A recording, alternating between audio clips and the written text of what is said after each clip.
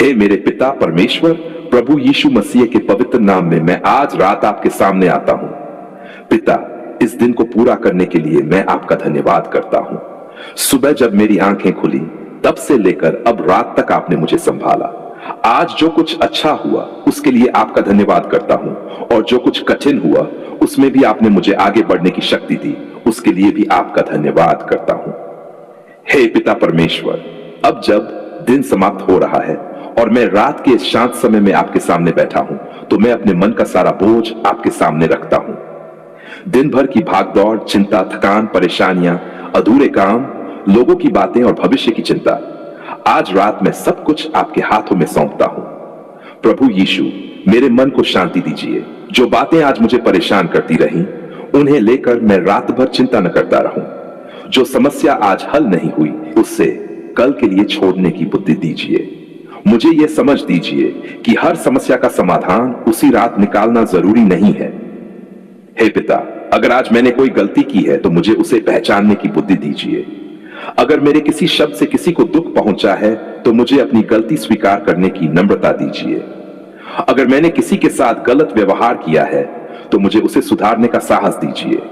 प्रभु यीशु, मेरे हृदय से क्रोध और कटुता निकाल दीजिए।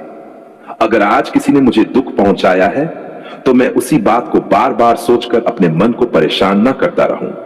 मुझे उचित तरीके से अपनी बात रखने और जहां संभव हो वहां क्षमा करने की शक्ति दीजिए। हे पिता परमेश्वर, मुझे यह भी समझ दीजिए कि क्षमा करने का अर्थ गलत व्यवहार को स्वीकार करना नहीं है। जहां किसी व्यक्ति से दूरी रखना जरूरी है, वहां सही सीमा बनाने की बुद्धि दीजिए। मेरे मन में बदले की आग न रहे। प्रभु यीशु, आज रात मैं अपने परिवार को आपके हाथों में सौंपता हूं। मेरे माता पिता की रक्षा कीजिए। मेरे जीवन साथी को शांति और स्वास्थ्य दीजिए। मेरे बच्चों को सुरक्षित रखिए। मेरे भाई बहनों और परिवार के हर सदस्य को संभालिए। हे पिता, जो लोग आज रात अपने परिवार से दूर हैं, उन्हें सांत्वना दीजिए। जो लोग अपने प्रियजनों के लिए चिंतित है, उन्हें शांति दीजिए। जिनके घर में कोई बीमार है, उनके पूरे परिवार को धैर्य और शक्ति दीजिए। प्रभु यीशु, मेरे बच्चों को विशेष रूप से आशीष दीजिए। उनकी पढ़ाई, काम, संगति और भविष्य में सही दिशा दीजिए।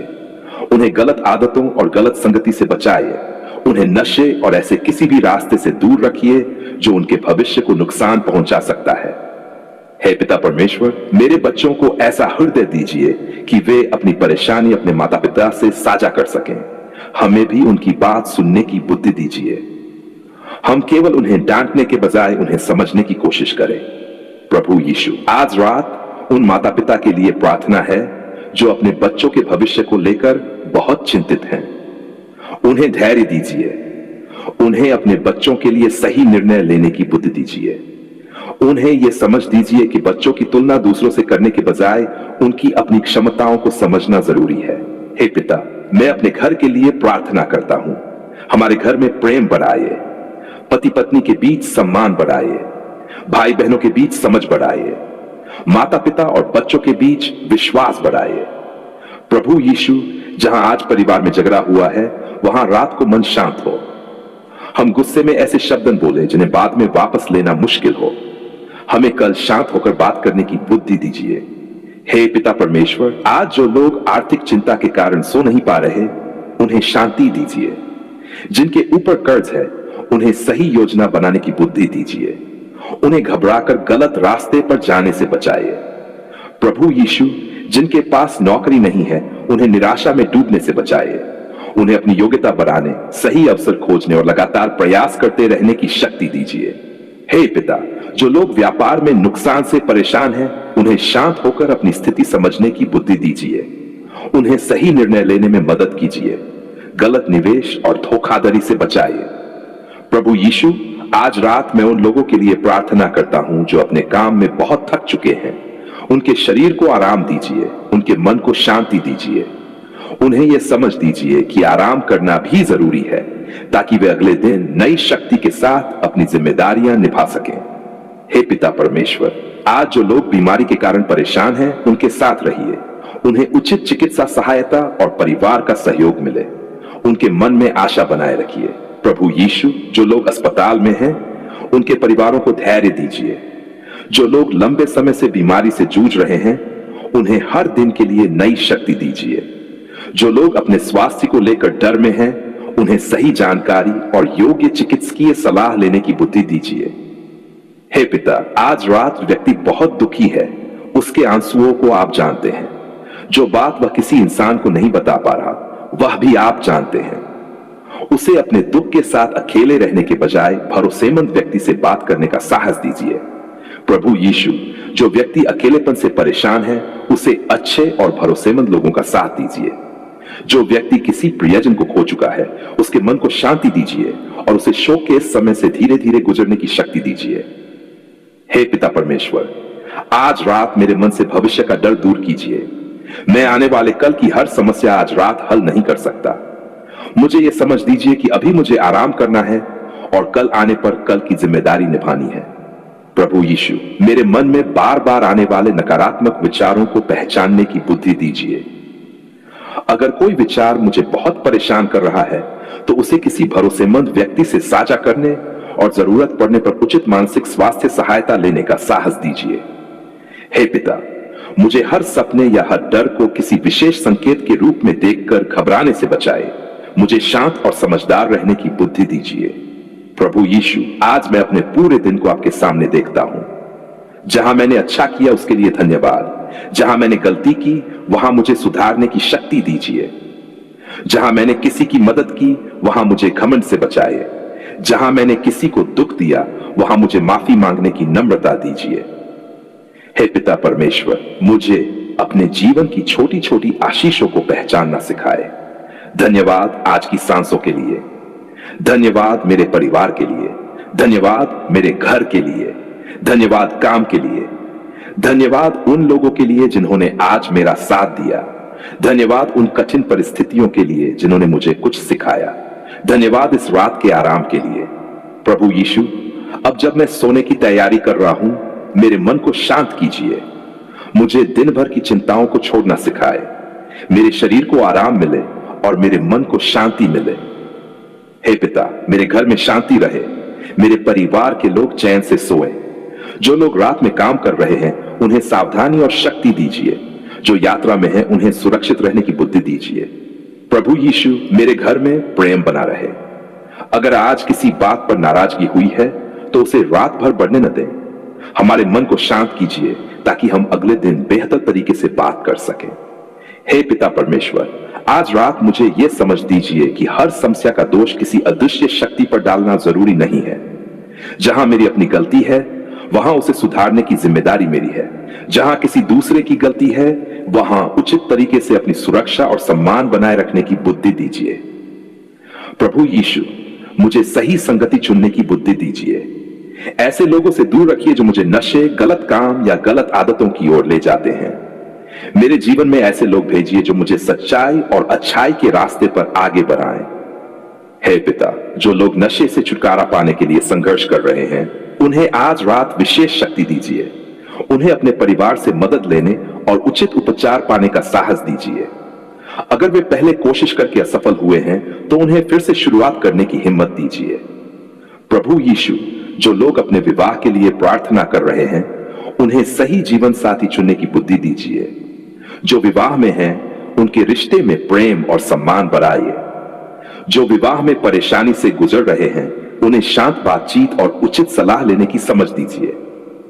हे पिता परमेश्वर, मेरे जीवन के हर रिश्ते को सही दिशा दीजिए। मुझे ऐसे रिश्तों को संभालने की बुद्धि दीजिए जिनमें प्रेम और सम्मान है, और ऐसे रिश्तों से स्वस्थ दूरी बनाने का साहस दीजिए जो लगातार नुकसान पहुंचाते हैं।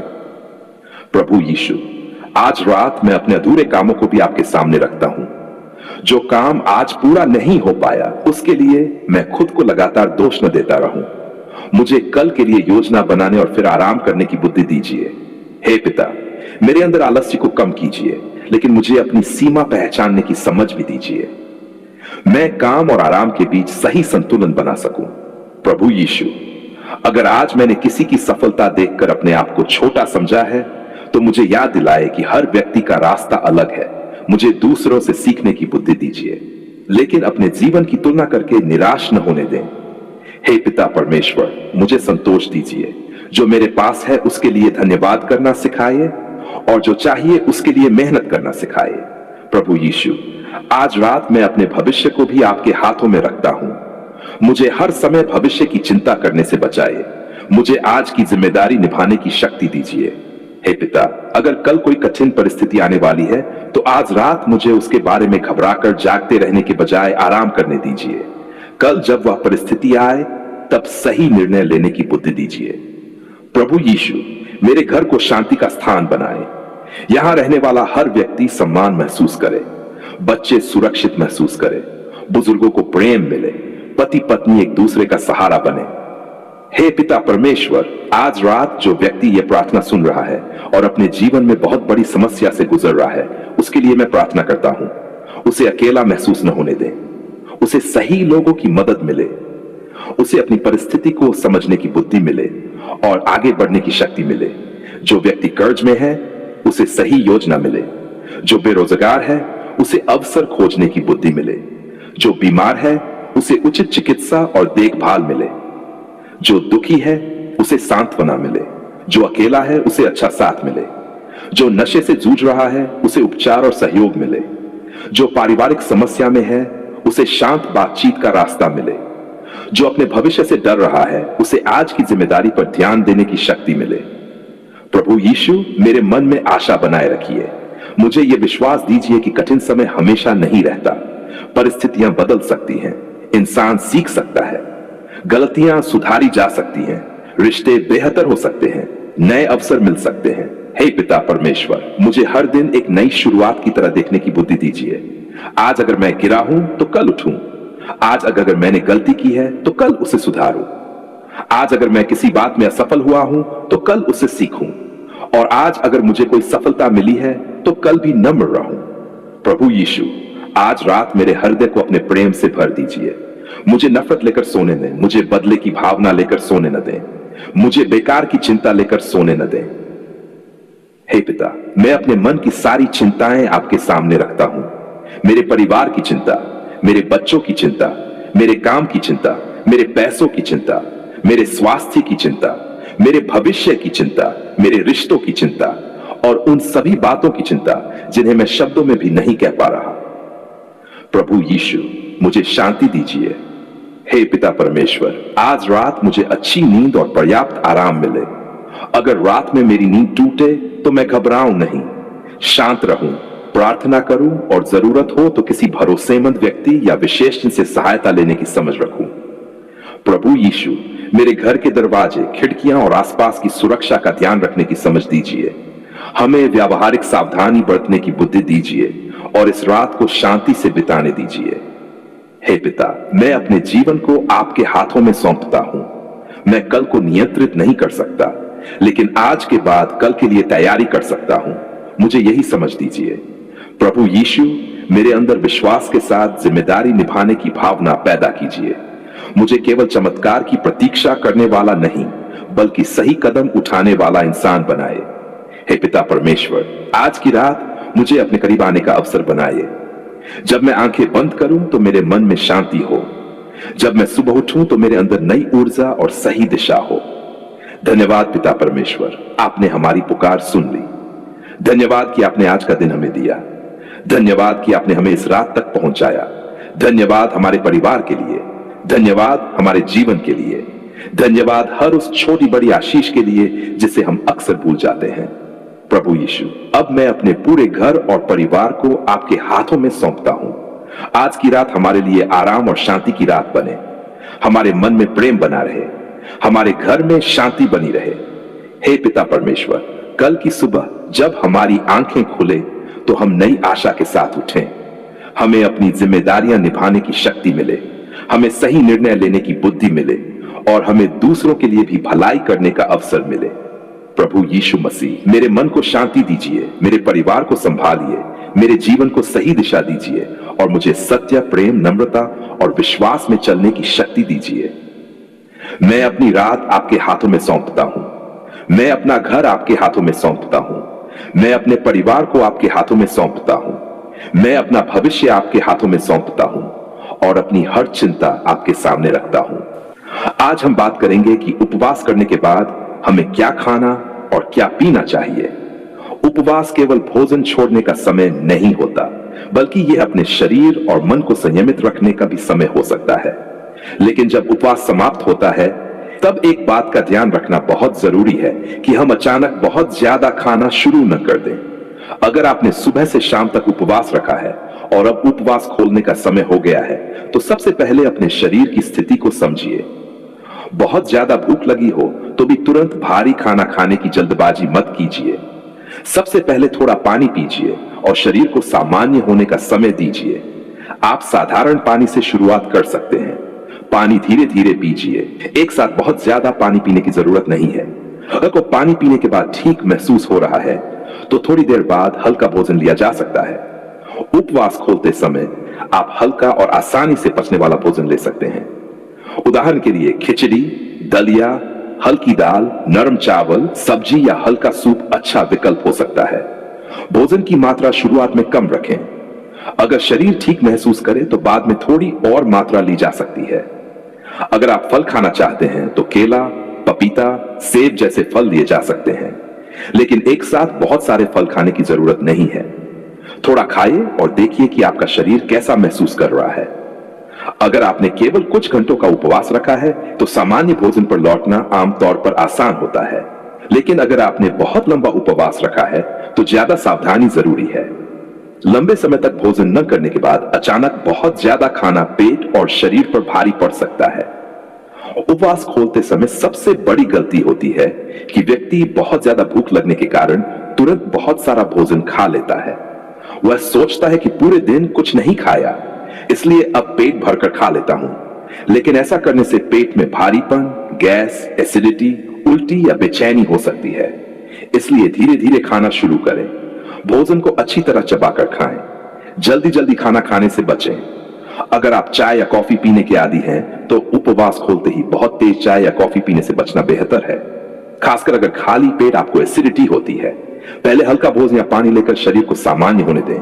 बहुत ज्यादा तला हुआ भोजन भी तुरंत लें। पकौड़े, पूरी, समोसा, बहुत मसालेदार सब्जी, बहुत ज्यादा तेल वाला खाना या बहुत ज्यादा मिठाई उपवास खोलते ही खाने से पेट पर अतिरिक्त बोझ पड़ सकता है। इसी तरह बहुत ज्यादा ठंडे या बहुत मीठे पेय भी तुरंत लेने से बचना अच्छा है। शरीर को धीरे धीरे सामान्य भोजन और पानी की ओर वापस लाना ज्यादा आरामदायक रहता है। अगर आपने धार्मिक कारणों से उपवास रखा है, तो उपवास खोलते समय केवल खाने की मात्रा पर ध्यान न दें, बल्कि मन को भी शांत रखें। भोजन के लिए परमेश्वर को धन्यवाद करें और फिर धीरे धीरे भोजन करें। आप अपने परिवार के साथ बैठकर भी भोजन कर सकते हैं। भोजन को जल्दी खत्म करने के बजाय आराम से खाएं और अपने शरीर के संकेतों को समझें। अब सवाल आता है कि उपवास के बाद सबसे पहले क्या पीना चाहिए। साधारण पानी सबसे सरल विकल्प है। आप अपनी प्यास के अनुसार पानी पी सकते हैं। अगर मौसम गर्म है और आपको बहुत पसीना आया है, तो शरीर में पानी और इलेक्ट्रोलाइट की कमी हो सकती है। ऐसी स्थिति में उचित इलेक्ट्रोलाइट पेय उपयोगी हो सकता है। लेकिन अगर आपको कोई बीमारी है या डॉक्टर ने नमक या तरल पदार्थ को सीमित करने के लिए कहा है, तो पहले चिकित्सकीय सलाह लेना जरूरी है। नारियल पानी भी कुछ लोगों के लिए एक विकल्प हो सकता है, लेकिन इसे भी जरूरत से ज्यादा पीने की आवश्यकता नहीं है। फलों का रस लेना हो तो बहुत ज्यादा मीठा रस पीने के बजाय पूरा फल खाना बेहतर हो सकता है, क्योंकि पूरे फल में फाइबर भी मिलता है। अगर आपको दूध आसानी से पचता है, तो बाद में दूध या दही लिया जा सकता है, लेकिन उपवास खोलते ही बहुत भारी दूध से बनी चीजें लेने की जरूरत नहीं है। जिन लोगों को दूध से परेशानी होती है, उन्हें अपनी सहनशीलता के अनुसार विकल्प चुनना चाहिए। अब बात करते हैं कि उपवास के बाद क्या खाना चाहिए। सबसे पहले हल्का भोजन अच्छा रहता है। आप मूंग दाल की हल्की खिचड़ी खा सकते हैं। खिचड़ी में चावल और दाल दोनों से और प्रोटीन मिलता है, और यह कई लोगों के लिए आसानी से पचने वाला भोजन होता है। दलिया भी एक अच्छा विकल्प हो सकता है। इसे बहुत ज्यादा मसालेदार या तेल वाला बनाने की आवश्यकता नहीं है। हल्की दाल और चावल भी लिए जा सकते हैं। साथ में थोड़ी सब्जी हो तो भोजन संतुलित हो सकता है। अगर आपको रोटी पसंद है, तो सामान्य मात्रा में नरम रोटी और हल्की सब्जी ले सकते हैं। बहुती एक साथ खाने से बचें। पपीता जैसे फल भी भोजन के साथ या बाद में लिए जा सकते हैं, लेकिन हर व्यक्ति का पाच अलग होता है, इसलिए जो चीज आपको आसानी से पचती है वही चुनें। अगर आपने लंबा उपवास किया है तो भोजन को छोटे हिस्सों में बांटकर खाना ज्यादा आरामदायक हो सकता है। एक बार में बहुत ज्यादा खाने के बजाय थोड़ी मात्रा से शुरुआत करें। अब एक बहुत जरूरी बात, हर उपवास एक जैसा नहीं होता। अगर आपने केवल सुबह शाम तक उपवास किया है तो उपवास के बाद सामान्य हल्का भोजन लेना अधिकांश स्वस्थ वयस्कों के लिए ठीक हो सकता है। लेकिन अगर आपने कई दिनों तक उपवास किया है, बहुत कम भोजन लिया है या लंबे समय तक लगभग कुछ नहीं खाया है तो स्थिति अलग हो सकती है। ऐसे लंबे उपवास के बाद भोजन दोबारा शुरू करने में चिकित्सकीय सावधानी जरूरी हो सकती है। लंबे समय तक भोजन न करने के बाद अचानक भोजन शुरू करने से गंभीर इलेक्ट्रोलाइट असंतुलन जैसी समस्या हो सकती है, जिसे रिफीडिंग सिंड्रोम कहा जाता है। इसलिए कई दिनों के उपवास के बाद बहुत ज्यादा भोजन शुरू करने के बजाय डॉक्टर या योग्य स्वास्थ्य विशेषज्ञ से सलाह लेना समझदारी है। इसी तरह बच्चों, बुजुर्गों, गर्भवती या स्तनपान कराने वाली महिलाओं, मधुमेह वाले लोगों, किडनी या लीवर की बीमारी वाले लोगों और नियमित दवाइयां लेने वाले लोगों को उपवास और उपवास खोलने के मामले में विशेष सावधानी रखनी चाहिए। अगर आप कोई दवा लेते हैं और उपवास के कारण आपने दवा का समय बदला है तो डॉक्टर की सलाह के बिना दवा बंद या बदलना सही नहीं है। अब बात करते हैं कि उपवास खोलने के बाद अगले दिन क्या खाना चाहिए। अगले दिन कोशिश करें कि भोजन संतुलित हो। केवल चावल या केवल रोटी पर निर्भर रहने के बजाय दाल, सब्जी, फल, अनाज और जरूरत के अनुसार प्रोटीन वाले खाद्य पदार्थ शामिल करें। सुबह आप हल्का नाश्ता कर सकते हैं, जैसे दलिया, पोहा, उपमा, फल या अपनी पसंद का संतुलित भोजन। दोपहर में दाल, चावल या रोटी, सब्जी और सलाद लिया जा सकता है। शाम को बहुत ज्यादा तला हुआ भोजन खाने की आदत से बचना अच्छा है। रात को जरूरत के अनुसार हल्का भोजन लें। उपवास के बाद शरीर को केवल कैलोरी ही नहीं बल्कि पोषण भी चाहिए। इसलिए भोजन में प्रोटीन, फाइबर, विटामिन और खनिजों का ध्यान रखना जरूरी है। दालें, चना, राजमा, मूंग, अंडे, दूध या दही जैसे खाद्य पदार्थ आपकी व्यक्तिगत भोजन शैली के अनुसार प्रोटीन के स्रोत हो सकते हैं। हरी सब्जियां और मौसमी फल भी भोजन को संतुलित बनाने में मदद कर सकते हैं। लेकिन उपवास खत्म होने के बाद यह सोचकर कि अब बहुत ज्यादा पौष्टिक खाना एक साथ खाना चाहिए, एक ही समय में बहुत सारी चीजें खाने की जरूरत नहीं है। शरीर को समय दीजिए, धीरे धीरे सामान्य भोजन पर वापस आए। अब एक और महत्वपूर्ण बात, बहुत ज्यादा मिठाई खाने से बचें। पूरे दिन भूखे रहा कई लोगों को मीठा खाने की बहुत इच्छा होती है, लेकिन बहुत ज्यादा मिठाई या मीठे पेय एक साथ लेने से शरीर पर अनावश्यक बोझ पड़ सकता है। अगर आपको मीठा खाना ही है तो थोड़ी मात्रा में ले और भोजन को संतुलित रखें। इसी तरह बहुत ज्यादा नमकीन और तला हुआ भोजन भी तुरंत ले, पानी पीते रहें, लेकिन जबरदस्ती जरूरत से बहुत ज्यादा पानी पीने की आवश्यकता नहीं है। अपने शरीर की प्यास और परिस्थितियों के अनुसार पानी लें। अगर उपवास खोलने के बाद लगातार उल्टी, बहुत ज्यादा चक्कर, बेहोशी, भ्रम, सांस लेने में परेशानी, बहुत तेज कमजोरी, सीने में दर्द या कोई गंभीर लक्षण दिखाई दें तो इसे सामान्य भूख समझकर नजरअंदाज ना करें। ऐसी स्थिति में तुरंत चिकित्सा सहायता लेना जरूरी है। अगर आपको बार बार उपवास करने के बाद बहुत ज्यादा कमजोरी होती है तो अपने डॉक्टर से बात करें। याद रखिए, उपवास का उद्देश्य अपने शरीर को नुकसान पहुंचाना नहीं है। अगर किसी व्यक्ति को स्वास्थ्य संबंधी समस्या हो रही है तो अपनी स्वास्थ्य स्थिति के अनुसार उचित सलाह लेना जरूरी है। और अगर आप धार्मिक उपवास कर रहे हैं तो परमेश्वर के सामने प्रार्थना करते समय यह भी मांगिए कि आपको अपने शरीर की सही देखभाल करने की बुद्धि मिले। आप कह सकते हैं, हे पिता परमेश्वर, आपने मुझे यह शरीर दिया है, मुझे इसे सही तरीके से संभालने की बुद्धि दीजिए। उपवास के समय मुझे संयम दीजिए और उपवास समाप्त करते समय समझ दीजिए कि मैं अपने शरीर को अचानक बोझ न दूं। मुझे संतुलित भोजन करने, पर्याप्त पानी पीने और अपनी स्वास्थ्य स्थिति को समझने की बुद्धि दीजिए। अगर मुझे चिकित्सा सहायता की आवश्यकता हो तो उसे लेने में मुझे संकोच न हो। मेरे शरीर, मन और आत्मा को स्वस्थ रखने में मेरी मदद कीजिए। प्रभु यीशु मसीह के नाम में आमीन। उपवास के बाद भोजन करते समय परमेश्वर को धन्यवाद देना अच्छी बात है, लेकिन साथ ही हमें अपने शरीर की वास्तविक जरूरतों को भी समझना चाहिए। अगर आपने केवल कुछ घंटों का उपवास रखा है तो सामान्य हल्का भोजन पर्याप्त हो सकता है। अगर आपने लंबा उपवास रखा है तो ज्यादा सावधानी जरूरी है। अगर आपको कोई बीमारी है तो डॉक्टर की सलाह जरूरी हो सकती है और अगर शरीर कमजोरी या बीमारी के संकेत दे रहा है तो केवल धार्मिक विश्वास के नाम पर उन संकेतों को नजरअंदाज नहीं करना चाहिए। विश्वास के साथ समझदारी भी जरूरी है। इसलिए आज जब आप अपना उपवास समाप्त करें तो जल्दी मत कीजिए। पहले पानी लीजिए, थोड़ा आराम कीजिए, फिर हल्का भोजन कीजिए। भोजन धीरे धीरे खाइए, अपने शरीर की प्रतिक्रिया को समझिए और जब पेट भरने लगे तो जरूरत से ज्यादा खाने के लिए खुद को मजबूर मत कीजिए। याद रखिए, उपवास समाप्त होने के बाद हमारा लक्ष्य पेट भरना नहीं बल्कि शरीर को धीरे धीरे सामान्य स्थिति में लाना है। हे पिता परमेश्वर, जो भी व्यक्ति आज उपवास के बाद भोजन करने जा रहा है उसे सही निर्णय लेने की बुद्धि दीजिए। उसे अपने शरीर की जरूरत समझने दीजिए, उसे संयम दीजिए, उसे संतुलित भोजन करने की समझ दीजिए। जो व्यक्ति लंबा उपवास कर चुका है उसे विशेष सावधानी रखने की बुद्धि दीजिए। यदि उसे किसी विशेष दिन की सलाह की जरूरत है तो वह सही समय पर सहायता ले। जो व्यक्ति बीमारी के साथ उपवास कर रहा है उसे अपनी दवाइयों और स्वास्थ्य की सही देखभाल करने की समझ दीजिए। जो व्यक्ति पहली बार उपवास कर रहा है उसे अपने शरीर के संकेत समझने की बुद्धि दीजिए। प्रभु यीशु, हमारे भोजन को आशीष दीजिए और हमें भोजन के प्रति कृतज्ञ बनाइए। हमें इतना ही खाने की समझ दीजिए जितना हमारे शरीर के लिए उचित हो। धन्यवाद पिता परमेश्वर, आपने हमें जीवन दिया। धन्यवाद भोजन दिया, धन्यवाद पानी दिया, धन्यवाद परिवार दिया, धन्यवाद हमें अपनी गलतियों से सीखने का अवसर दिया। हे पिता, हमारे शरीर को स्वस्थ रखने में हमारी सहायता कीजिए। हमें संयम, समझदारी और अनुशासन दीजिए। हम उपवास को केवल एक धार्मिक क्रिया बनाकर न रखें बल्कि इससे हमारे जीवन में धैर्य, आत्मसंयम, प्रार्थना, प्रेम और अच्छे व्यवहार का विकास हो। प्रभु यीशु मसीह के पवित्र नाम में मैं ये प्रार्थना करता हूं।